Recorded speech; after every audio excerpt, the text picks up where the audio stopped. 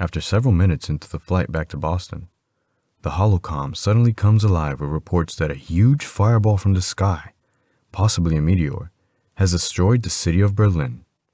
However, before either man can react to the news, a follow-up report claims it was London. Caleb and Val look at each other in complete disbelief when a third report comes in on the comm that it was Paris. "What the hell?" Caleb snaps angrily. "Which city is it? Can't these jackasses report the right city? It's simple enough to say which city was hit. Goddamn jackasses. Everyone wants to be a news broadcaster."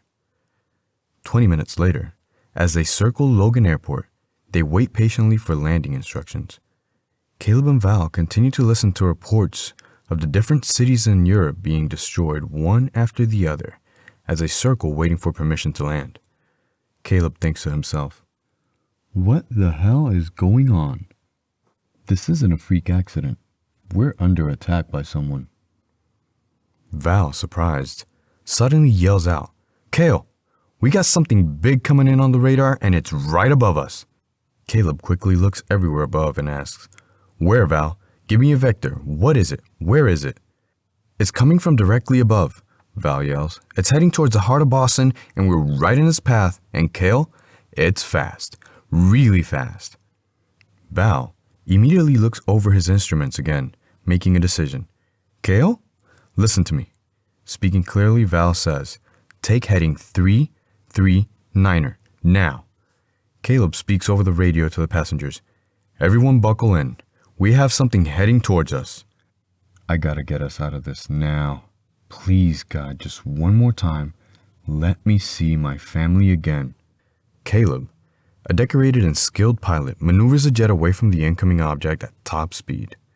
Then, out of nowhere, he sees something right next to his window. A blue glowing orb. In an instant, he says in alarm, "What the hell is that?" "Val!" Caleb yells. "What is that thing?" Val quickly looks up from his instruments, answering, "What, Cale? I don't see anything." The blue orb moves off at a blinding speed towards the incoming fireball that is just now coming into sight. Caleb, looking around, finally sees the blue orb again and yells, "There it is, Val. It's heading towards the fireball. It's moving like a missile." "Come on, man, look up. I'm not crazy, look." However, before Val can look, the fireball explodes, sending a massive shockwave and debris towards the jet. Val, terrified, yells, "Cale!" Caleb doesn't think, he just reacts. He dives the jet wildly, spinning and twisting, his adrenaline pumping hard as he tries his best to avoid the debris from the exploded fireball.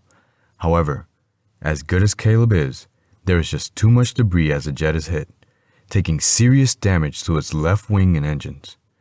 Val panics, yelling out, "Cale, we lost power to the port side engine. I'm trying to restart it." Caleb holds the jet in a 30-degree pitch, still plunging the plane towards the deck below. With some incredible skill, he holds the jet together. The jet shakes violently, like it's being pulled apart as Caleb rapidly descends. "Hold tight," Caleb yells. "I'm putting her down now." "We're not going to make it. That wing is going to rip off." Val, terrified, yells, "Cale, that's no runway. That's the interstate." Caleb turns his head to Val and asks, "You have an alternative, brother?" Caleb suddenly notices that the jet is stabilizing. "What is going on?" Surprised, he questions, "What's holding this plane together? It seems to be getting tighter."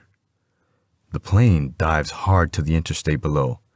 Caleb lowers the landing gear and brings the crippled jet in for an emergency landing on the interstate highway, just outside of Boston.